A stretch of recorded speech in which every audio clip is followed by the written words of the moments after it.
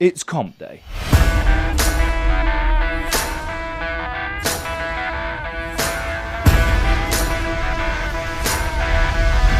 What the fuck am I doing? And comp day can only mean one thing. We gonna leave some rap.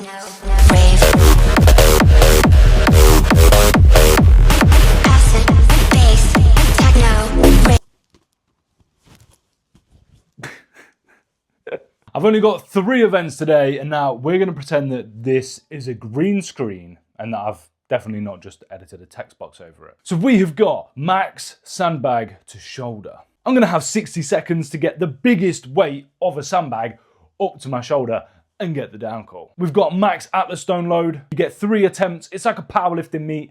Pick 3 weights, hit those 3 weights. We then have a mystery event called Santa's Sleigh Ride, which I can only imagine is some sort of arm over arm pull, or arm, as the Americans call it. You also get bonus points for dressing up, as it is near Christmas, but I don't have anything. 20 minutes later.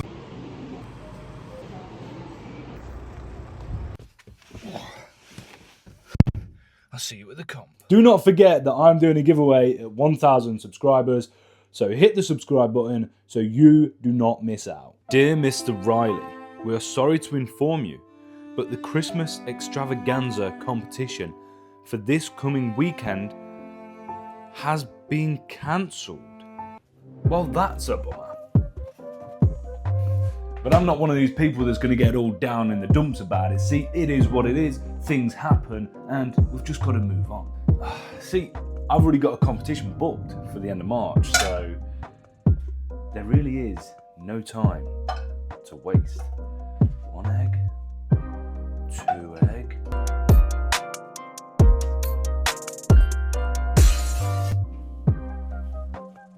So I'm just making myself a little pre-workout drink. We've got the ABE Ultimate Pre-Workout Slush Puppy flavour. Once my eggs are cooked and I've obviously made my pre-workout, I'll head to the gym and I'll tell you there exactly what the new competition entails. No, I don't have a protein shaker because every time I get a protein shaker, I end up just not washing it and then it stinks. So I use the same bottle of 80p water that I buy from the gym and just refill it. There's 1 scoop. We'll go like, get a bit mental. Won't go 2 scoops, that's a bit too mental. We'll go like that. Near enough 2 scoops. 1 3/4 we'll call that. If you've never put pre-workout in a bottle using a funnel system, have you even been to the gym? I would normally dry scoop pre-workout, but scooping that is absolutely massive to dry scoop. And this flavour to dry scoop is not the one. Like creatine, stuff like that, I'll dry scoop it or put it in my coffee. That's a little hack for you. If you drink coffee in the morning, put your creatine in there because then it actually dissolves. It does make your coffee taste a little bit more bland, I suppose you could say, but it works. Let's go to the gym.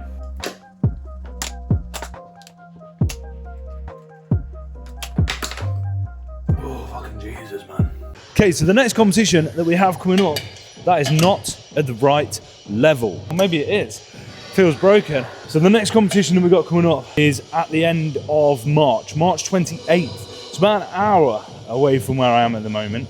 It's quite fucking heavy. So I'm competing in the inters category, which is like the 3rd tier of amateur strongman, I suppose you could call it. You've got sort of beginners, first timers, which is the same. You then got novice, then inters, and then it tends to go to opens. You do get weight categories sometimes, so you'll have like inters under 105, inters opens and stuff like that, because opens is technically a weight category. I've competed at novice, I've won a novice comp, so now we're up to inters, and obviously we're gonna go there and we're gonna win. Simple. Stop staring, you perverts. This part will have the most retention, won't it?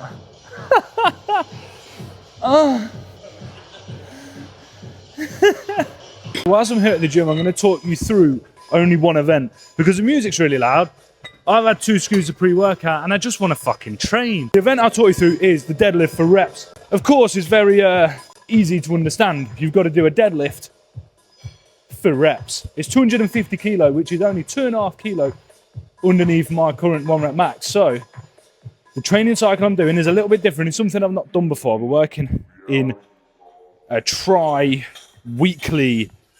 cycle rotation. So I'm doing speed deadlifts, which I'm using an axle for, because then I get more speed off the floor and I don't get the whip out of the bar. And then I've got my heavy deadlifts, which will be like singles with some back offs. And then I've got my deadlift for reps, which I'm taking from the Australian strength coach. It's going to be deficit snatch grip deadlifts, 10 sets of 6 reps. So in the coming weeks, I will show you those different rep schemes and you'll be able to come along. I've got 15 weeks, so you'll be able to see how my deadlift improves from now until comp. If I can go and pull 250 for anything that's more than 2 reps, you'll know that it's worked. I do have an issue with my back at the moment. That's not an excuse. It's just facts. But yeah, I'm going to get on with this session. I'll put some clips in of me doing my session. And then once I'm home, I'll explain the rest of the events to you. Bosh, let's get it.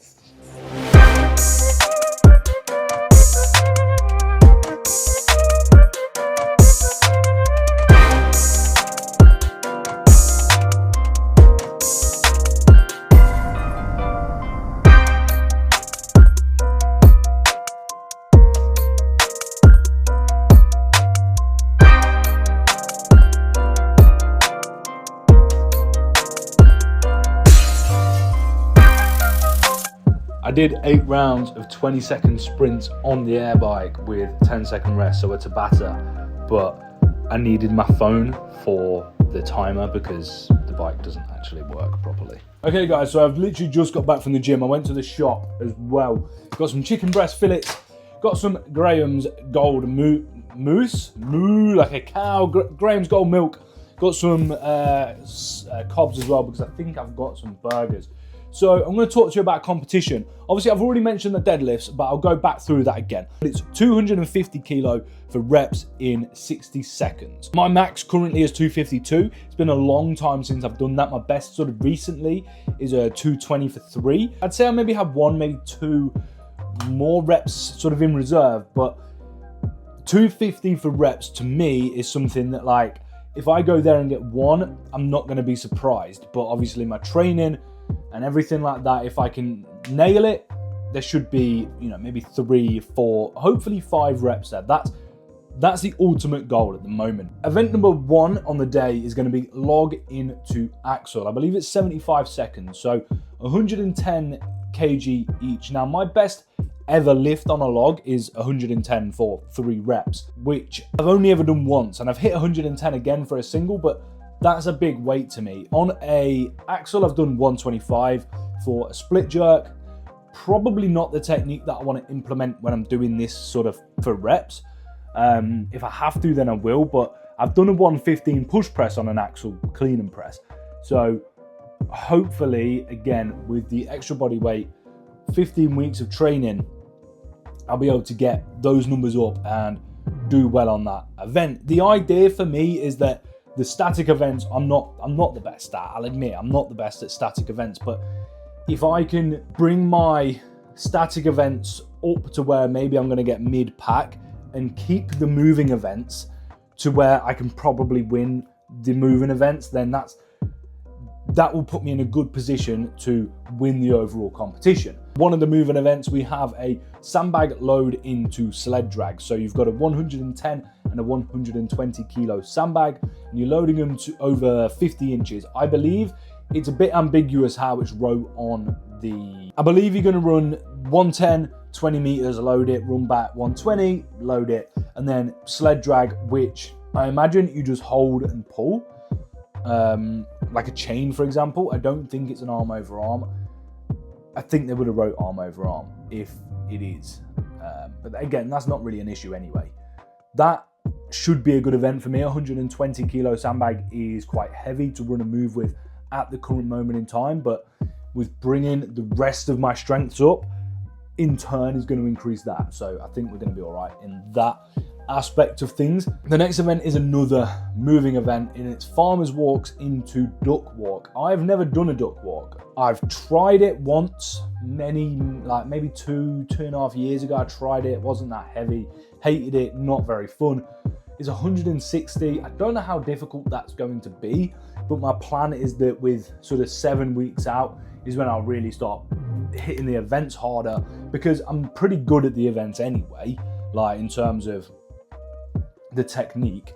So if I bring everything else up and then specialize in the events, I will do better than if I just hit the events from now every single time. Some people are different. Some people prefer really training the events hard, and then improving on them that way. For myself, I like to bring my overall ability up, bring my general ability up, and then specialize it into the events. I think that's the best way to do it. I think that's the way that most of the professionals do it, and for me, I find that works the best. Farmer's walk is 120 in each hand, which again is quite heavy.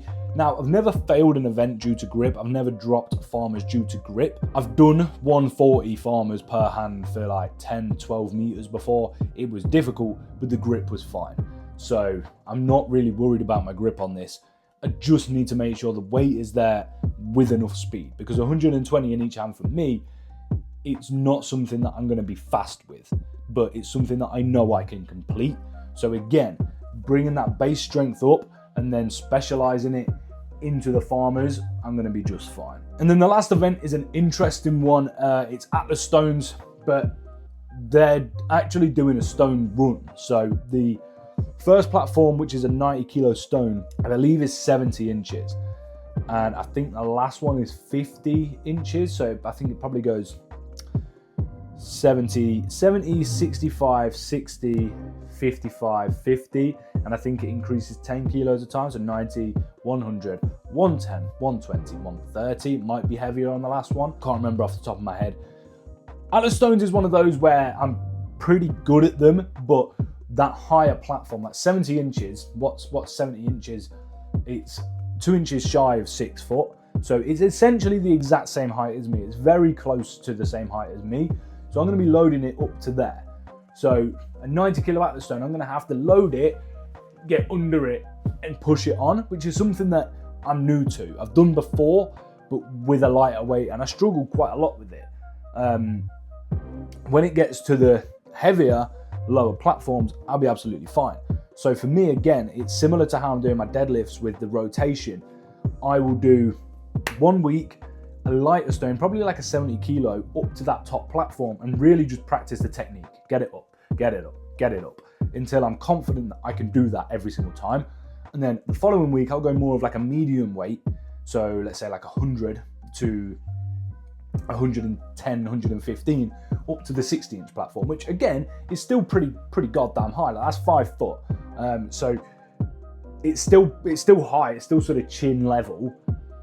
And then the weight will increase. And then the final week, or the third week, I should say, in the rotation, I'll go to the lowest platforms of 50 inches and I'll go for my heavier stones. So that way I can practice all of them. It might not go exactly like that. It might be a case of I go and I do the high platforms for a really light one, and then I do a heavy set or like a heavy single or something on the lowest platform. But I've got to increase the strength on it at the same time as increasing speed and increasing the ability to get it to that top level. I've programmed this myself, and to be honest, if there's interest, I'd love to go through what I've programmed, because it's been a nightmare to actually program it, given the fact that you gotta think with strongman. I've got axle and log, that's 2 events in one. You've got farmers into duck walk, that's 2 events in one. You've got sandbag into sled drag, that's 2 events in one. So you've got 3 events, which are 6 events. You've then got deadlifts, so that's 7 events, and then you've got stones, so that's 8 events. So technically speaking, I'm preparing for 8 different events, and they're all heavy. So when this is the issue when it comes to programming, especially for strongman, and this is why like powerlifting is so much easier to program for, because you can do progressive overload to the point where you can't do it anymore, and then change it into some sort of undulating progressions where you work up let's say you're doing 5s, it could be quite simple. You go 5 sets of 5 at RPE 7, 8, 9, and then drop back down to 7, but you know, it's 2 to 4% heavier or 5% heavier than you initially started. That's in its basic form. It's obviously not that simple, but in a sense, it is that simple when it comes to powerlifting, because you've got 3 lifts, and you need to be sensible with your accessories and make sure that they're all, you know, correct, and they're all going to assist, because they're resistance exercises. They're all going to assist what you're aiming to achieve. But the reality is, it doesn't matter all that much what you put in, as long as you're not putting in sprints, because you don't need to. Like, you know, maybe build up, maybe do some face pulls to counteract the fact that you're doing so much bench press. You know, and to build up that back so that you have a bigger platform. Like, it's quite simple. But when you're going into strongman, and it's so difficult because you've got 2 moving events, which, you know, they're heavy. So you've got your grip, and you've got essentially rep events is a moving event. But then for me, for example, you've got a heavy deadlift. So I've now got a program for a heavy deadlift at the same time as planning for rep events. And the two don't really correlate. They don't really go hand in hand. If you're good at reps, you're not necessarily great at max. For me personally, I see it as, well, if your max is higher, if your top end strength is higher, your reps should be better, but it doesn't necessarily work the other way round. So for me, I will just work on making sure my deadlift is as strong as it can possibly be. My log press and my axle press are as strong as they can possibly be. And then when it comes to doing reps, because I'm not going to be going into the rep ranges of 10, 12, 15. When it comes to reps, I'm not going to get to the point where I'm fatiguing. Does that make sense? Anyway, I've gone on long enough. This was supposed to be like a 3-4 minute recap at the end of my session, just to talk to you about the competition. But for those who have enjoyed it, do make sure you subscribe, like the video, comment down below as well whether or not you want to see more of like the program that I've done. And it is interesting if you like that sort of stuff. Feel free, if I do put it out there, feel free to critique it, say things that you think could improve on it, because look, no one's going to write the perfect program. There's always things that you can go back to and go, you know, if I change this and tweak this, then I might get a better outcome. But anyway, that's all for today. Have a wonderful rest of your weekend. I'll see you soon. Goodbye.